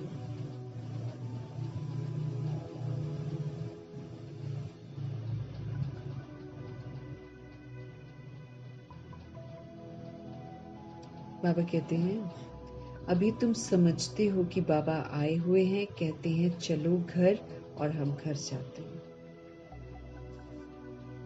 बुद्धि काम करती है ना। अब यहाँ कई बच्चे होंगे जिनकी बुद्धि अभी भी धंधे आदि तरफ दौड़ती होगी। 16,108,33 करोड़ आत्माओं में से जिन आत्माओं को भगवान का परिचय मिलता है, उनमें से कई बच्चे ऐसे हैं जिनकी बुद्धि जो है धंधे आदि तरफ दौड़ती होगी। फलाना बीमार है, क्या हुआ होगा, अनेक प्रकार के संकल्प आ जाते हैं। बाप कहते हैं तुम यहाँ बैठे हो, आत्मा की बुद्धि बाप और वर्षे तरफ रहे। आत्मा ही याद करती है ना। समझो कोई का बच्चा लंदन में है, समाचार आया बीमार है, बस बुद्धि चली जाएगी वहीं पर।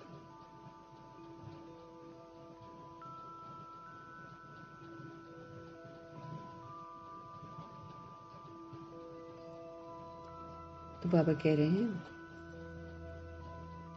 बाप कहते हैं तुम यहाँ बैठे हो, आत्मा की बुद्धि बाप और वर्षे की तरफ रहे। आत्मा ही याद करती है ना। समझो कोई का बच्चा लंदन में है, समाचार आया बीमार है, बस बुद्धि चली जाएगी। फिर ज्ञान बुद्धि में बैठ ना सके। तो अगर इधर उधर बुद्धि हमारी चली जाती है तो फिर ज्ञान बुद्धि में बैठ ना सके। यहाँ बैठे हुए बुद्धि में उनकी याद आती रहेगी। बाबा के घर में भी बैठेंगे तो रिश्तों की याद आती रहेगी।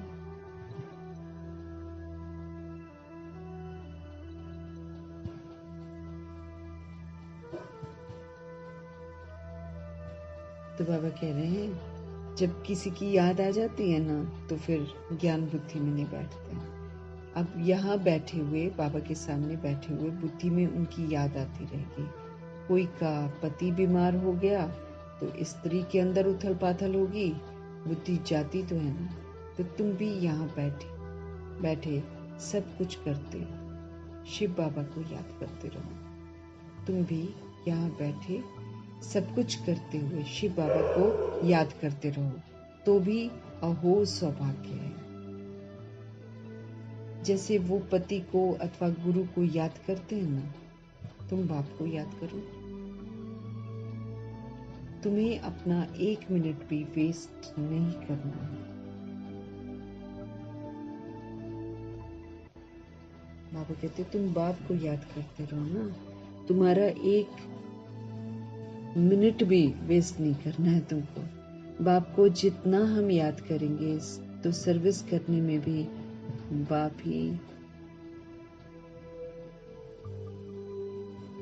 बाप को जितना याद करेंगे तो सर्विस करने में भी बाप ही याद आएगा। बाबा ने कहा है मेरे भक्तों को समझाओ। किसने कहा है? शिव बाबा ने। जो शिवलिंग की पूजा करते हैं ना, बाबा कहते हैं उनको समझाओ। ये किसने कहा? शिव बाबा ने। तो श्री कृष्ण के भक्तों को क्या समझाएंगे?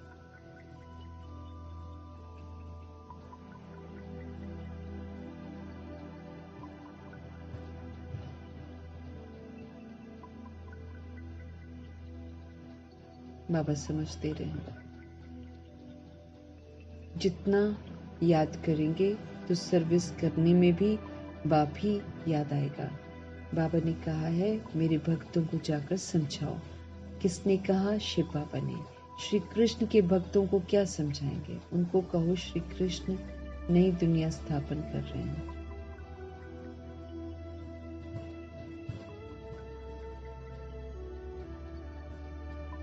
मानेंगे? क्रिएटर तो गॉड फादर है ना, श्री कृष्ण थोड़ी है। परमपिता परमात्मा ही पुरानी दुनिया को नई बना रहे हैं, ये मानेंगे भी। नई सो पुरानी, पुरानी सो फिर नई होती है। सिर्फ टाइम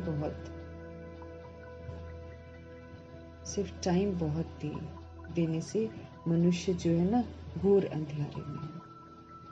बाबा कह रहे हैं परमपिता परमात्मा ही पुरानी दुनिया को नया बना रहे हैं, ये मानेंगे भी। नई सो पुरानी, पुरानी सो फिर नई होती है। सिर्फ क्या होता है, टाइम बहुत दे देते हैं, जिससे फिर मनुष्य जो है ना घोर अंधेरे में चले जाते हैं। तुम्हारे लिए तो अब हथेली पर बहिश्त है।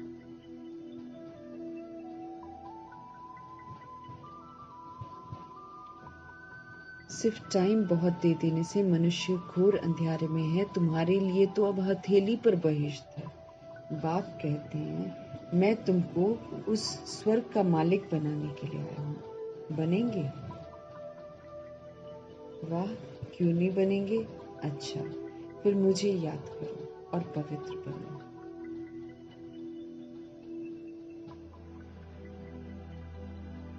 मुझे याद करो तो पवित्र बनो। याद से ही पाप भस्म हो जाएंगे। तुम बच्चे जानते हो विकर्मों का बोझ आत्मा पर है, शरीर पर नहीं है। आत्मा के ऊपर बोझ है। अगर शरीर पर बोझा होता तो जब शरीर को जला देते हैं तो उसके साथ पाप भी जल जाते, है कि नहीं?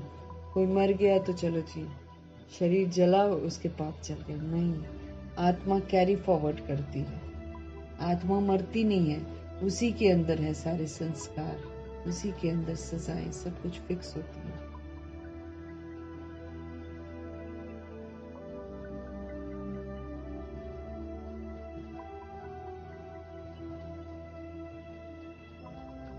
तो बाबा कह रहे हैं आत्मा जो है उस पर बोझ है। शरीर पर बोझा होता तो शरीर को जला देते तो उसके तो सारे पाप ही जल जाते। लेकिन ये जो आत्मा है ये अविनाशी है, उसमें सिर्फ खाद पड़ती है, जिनको फिर निकालने के लिए बाप एक ही युक्ति बतलाते हैं कि भाई याद करो। जितना हम याद करेंगे हमारे अंदर से रजोगुणी खाद और तमोगुणी खाद जो है, द्वापर युग और कलयुग की जो मिलावट हो गई है, वो सारी खाद जो है ना, वो निकल जाएगी। आत्मा तो है ही अविनाशी, उसमें सिर्फ खाद पड़ती है, जिनको फिर निकालने के लिए बाप एक ही युक्ति बतलाते हैं कि याद करो पतित से पावन बनने की युक्ति कैसी अच्छी है। मंदिर बनाने वाले, शिव की पूजा करने वाले भी भगत हैं। पुजारी को कभी पूज्य कह नहीं सकते। मंदिर जो बनाते हैं, शिव की जो पूजा करते हैं भगत, है ना, तो बाबा कहते हैं पुजारी को कभी भी पूज्य कह नहीं सकते। जब पूज्य बन जाती है सोल तो वो पूजा नहीं करती। तो सतयुग त्रेता युग में कोई पूजा नहीं करते।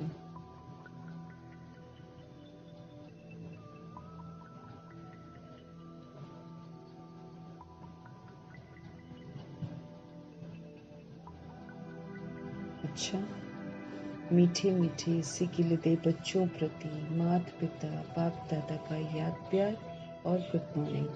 रूहानी बाप की रूहानी बच्चों को नमस्ते।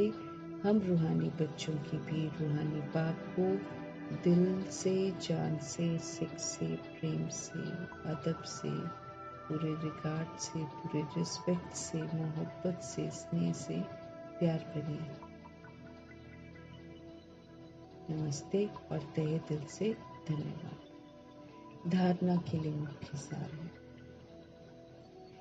जिसे सारी दुनिया ढूंढ रही है वो बाबा हमें मिल गया।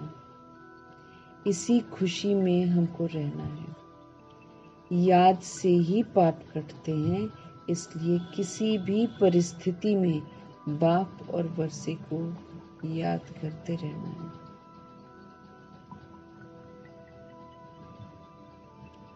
एक मिनट भी अपना समय जो है वेस्ट नहीं कर, एक मिनट भी। हाँ, इतना नजर रखना पड़ेगा हमको अपने ऊपर। भगवान जी कह रहे हैं कि जिसे सारी दुनिया ढूंढ रही है वो भगवान हमें मिल गए। इसी खुशी में हमको रहना है। याद से ही मेरे पाप कटेंगे, इसलिए विनाश भी अब कहते हैं याद से ही पाप कटते हैं, इसलिए कहते हैं किसी भी परिस्थिति में भगवान जी को और वर्षे को याद करना है। एक मिनट भी बाबा कहते हैं अपना टाइम वेस्ट नहीं करना है। विनाश से पहले ये सारा काम कर लेना है। इस पुरानी दुनिया से बुद्धि का लंगर जो है वो हमारा उठ गया है।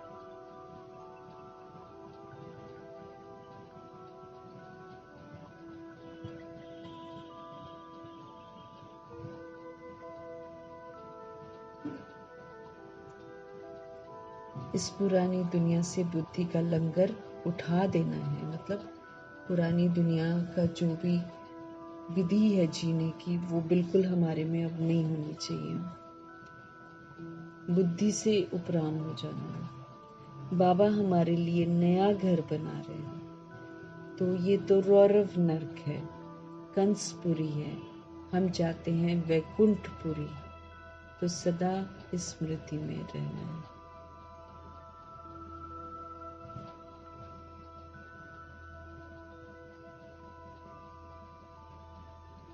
तो इस पुरानी दुनिया से बुद्धि का लंगर हमको उठा देना है। पुराने संस्कारों को, है ना, पुरानी आदतों को छोड़ देना है। बाबा हमारे लिए नया घर बना रहे हैं। ये दुनिया जो है रौरव नर्क है, ये कंसपुरी है। हम चाहते हैं अब वैकुंठपुरी में इस स्मृति में रहना है, खुश रहना है और पुरुषार्थ में तत्पर रहना है।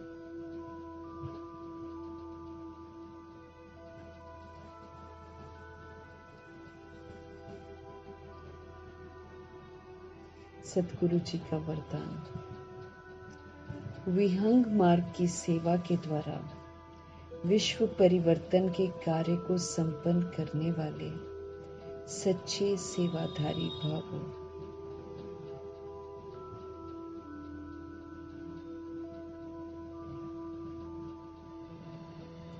तो विहंग मार्ग की सेवा के द्वारा विश्व परिवर्तन के कार्य को संपन्न करने वाले बाबा कहते सच्चा सेवाधारी बने। सच्चा सेवाधारी कौन होगा?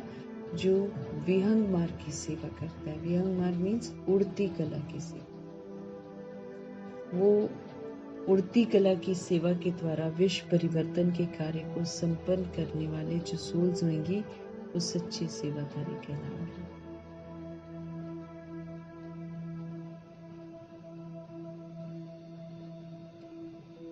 विहंग मार्ग की सेवा करने के लिए संगठित रूप में क्या करना है? संगठित रूप में रूप और बसंत इन दो बातों का बैलेंस चाहिए। रूप मतलब सोल कॉन्शियस बन जाना और स्वरूप बनकर फिर सेवा भी करना। बसंत मीन्स सेवा करना।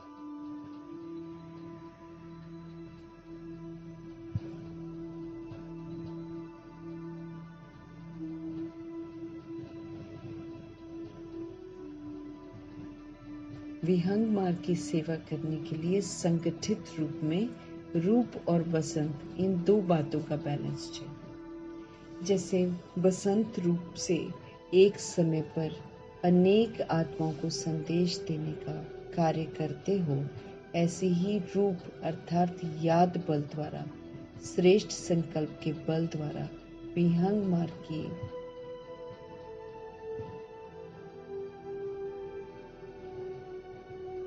ऐसे ही रूप अर्थात याद के बल के द्वारा, श्रेष्ठ संकल्प के बल के द्वारा विहंग द्वारा श्रेष्ठ याद के बल के द्वारा बाबा कहते श्रेष्ठ संकल्प के बल द्वारा विहंग मार्ग की सर्विस करो।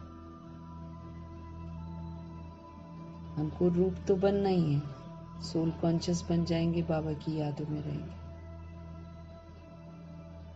लेकिन साथ में बसंत भी बनना है, सेवा भी करनी है। तो बसंत रूप में क्या करना? बाबा कहते बसंत रूप से एक समय पर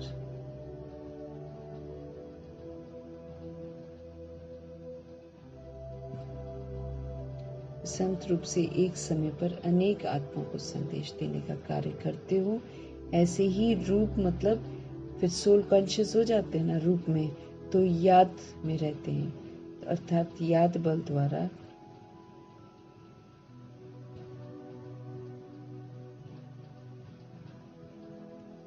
तो संदेश देने का कार्य करते हो। ऐसे ही रूप अर्थात याद का बल है ना, भगवान की याद का बल द्वारा श्रेष्ठ संकल्प का बल फिर यूज करना, उसके द्वारा फिर उड़ती कला की सर्विस करो।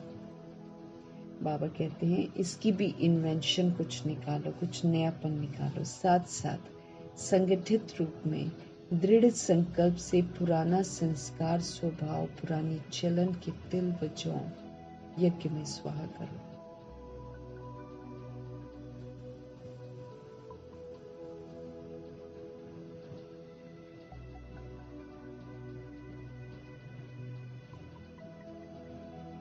इन्वेंशन निकालो। साथ साथ संगठित रूप में दृढ़ संकल्प से क्या करना पड़ेगा?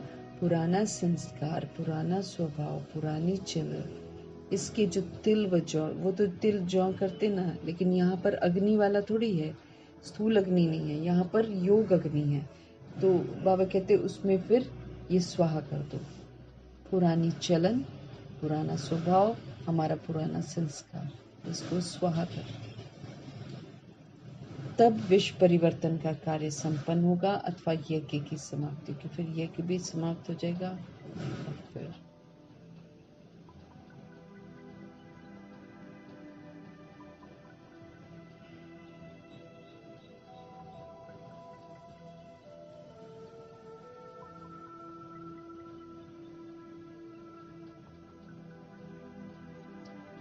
स्वाहा करो, तब बाबा कहते विश्व परिवर्तन का कार्य जो है वो कंप्लीट होगा और यज्ञ की फिर समाप्ति हो जाएगी। यज्ञ जो है फिर समाप्त हो जाएगा। सबको मिलकर करनी है ना सेवा। हम कहीं भी रहते संगठित रह सकते हैं। अगर हम मधुबन निवासी बनते हैं, मधुबन के रूल्स रेगुलेशंस के अनुसार चलते हैं, तो हम कहीं भी रहकर यज्ञ में संगठित रूप में सेवा कर रहे हैं। तो अब सेवा जो है साधारण सेवा नहीं चाहिए, उड़ती कला की सेवा चाहिए। उससे विश्व परिवर्तन का कार्य संपन्न होगा, फिर सच्चे सेवाधारी का टाइटल मिलेगा। बाबा कहते हैं विहंग मार्ग उड़ती कला की सेवा के लिए संगठित रूप में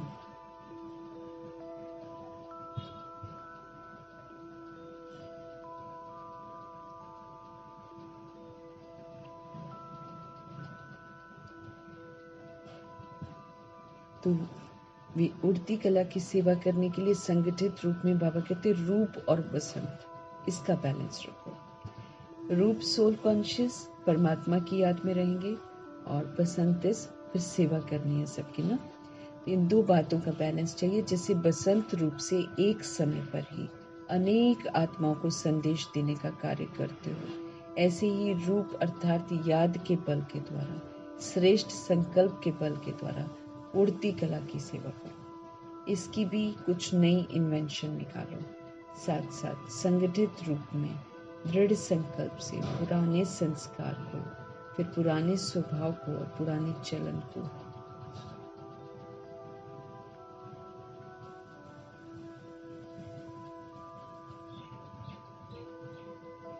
तो हमारा पुराना स्वभाव, पुराना संस्कार, पुरानी चलन है ना। तो बाबा कहते इसको तुम स्वाहा करो, तब जाकर हमारे जो नया स्वभाव, नए संस्कार, नए संकल्प जो है ना, इससे विश्व परिवर्तन का कार्य कंप्लीट होगा अथवा यज्ञ की समाप्ति हो जाएगी। स्लोगन है बाबा का, बालक और मालिकपन के बैलेंस से प्लान को प्रैक्टिकल में लो। कोई भी प्लान बनता है, कोई प्लान बनने के लिए कल भी बाबा ने समझाया कि राय देते हो तो मालिक बनो, और जब राय डिसाइड होती है सबके द्वारा संगठित रूप में तो बिल्कुल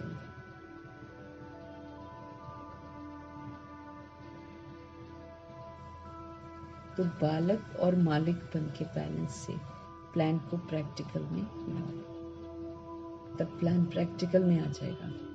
पहले मालिक बनो, प्लान बनाया, फिर प्लान में कुछ चेंजेस आए, उसको एक्सेप्ट करो एज अ बालक, और फिर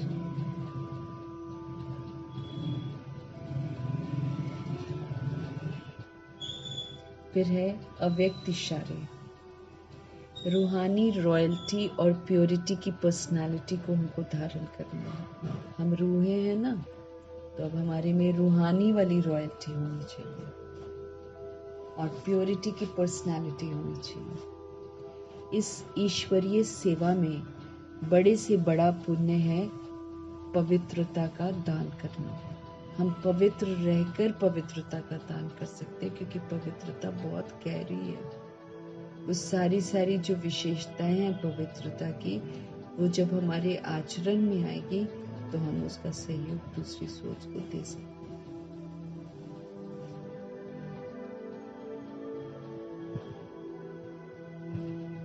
तो इस ईश्वरीय सेवा में बड़े से बड़ा पुण्य है पवित्रता का दान देना। पवित्र बनना और बनाना, ये पुण्य आत्मा बनना है।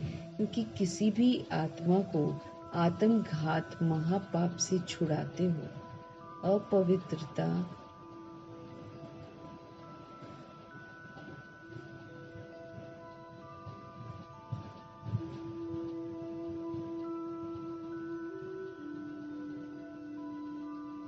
बाबा कह रहे हैं पवित्रता का दान देना सबसे बड़ा पुण्य है। हमको खुद पवित्र बनना है और दूसरों को भी बनाना है, तो हम पुण्य आत्मा बन जाएंगे। क्योंकि किसी आत्मा को आत्मघात महापाप से छुड़ाना कितना बड़ा काम है। अपवित्रता आत्मघात है। जब विकार में जाती है सोल तो वो अपनी आत्मा की हत्या करती है, मतलब आत्मा की शक्तियों को खत्म करती है। वैसे तो मरती नहीं है, लेकिन आत्मघात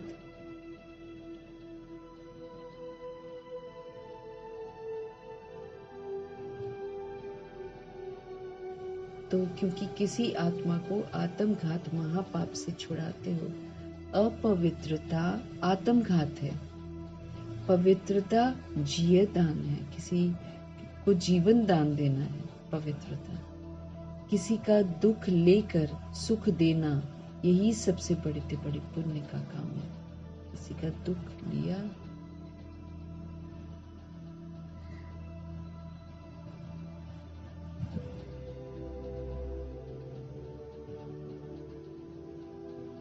किसका दुख लेकर किसी को सुख देना। अब अपवित्रता दुख देती है ना, तो किसका दुख लेकर किसी को सुख देना सबसे बड़े से बड़ा पुण्य का काम है। दुख शुरू ही होते हैं देह के भान और अभिमान से, तो जब उसी को हम लोग खत्म करने का सहयोग देंगे तो जिये दान दे रहे हैं ना। तो बाबा कहते हैं यही सबसे बड़े से बड़ा पुण्य का काम है। ऐसे पुण्य करते करते पुण्य आत्मा बन जाएंगे। पवित्र बनकर पवित्र बनाना है ना, और किसी का दुख लेकर किसी को दुखों से मुक्त करना।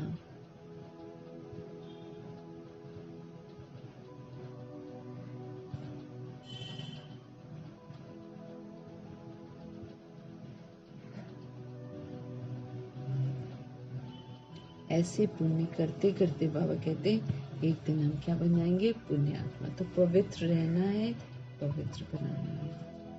ये अपवित्रता दुख का कारण है, विकार दुख का कारण है, देह अभिमान दुख का कारण है। तो इस दुख से सबको मुक्त करना है और उनको आत्मिक सुख देना है, उनको पवित्रता का सुख देना है। ये सबसे बड़ा पुण्य कहा जाता है। तो ऐसे जब हम पुण्य करते जाएंगे तो फिर हम क्या बन जाएंगे? पुण्य आत्मा बन जाएंगे। पवित्रता के सागर परमपिता परमात्मा जी का हम तहे दिल से धन्यवाद करेंगे। ब्रह्मा माँ का धन्यवाद करेंगे, जगदम्बा माँ का धन्यवाद करेंगे, अष्ट रत्नों का धन्यवाद, नव ग्रहों का धन्यवाद।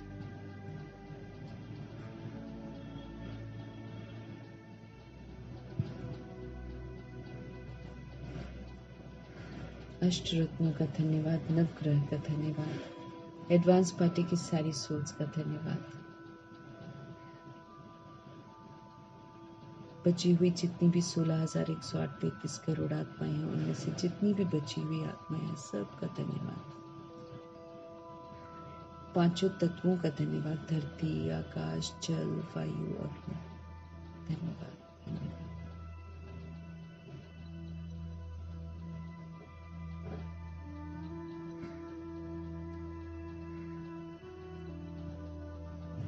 धरती, आकाश, जल, वायु, अग्नि, धन्यवाद। ड्रामा का धन्यवाद, प्रकृति का धन्यवाद, माया का धन्यवाद, यमदूत का धन्यवाद, करोड़ों की आबादी का धन्यवाद जो द्वापर युग कलयुग में आती है। फिर साधनों का धन्यवाद, साधन बनाने वालों का धन्यवाद, साथ में रहने वाली सोल्स का धन्यवाद, सहयोगी आत्मा का धन्यवाद, अविनाशी खजानों का धन्यवाद।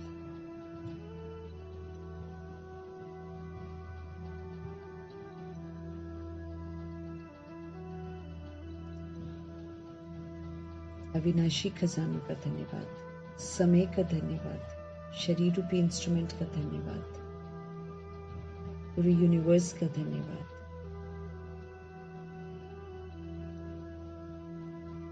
आप सभी सोल्स का धन्यवाद और सृष्टि की मेहमान नवाजी का तहे दिल से धन्यवाद। हमारी तरफ से भी और विश्व की सभी आत्माओं की तरफ से हम धन्यवाद करेंगे। धन्यवाद करते हुए ओम शांति।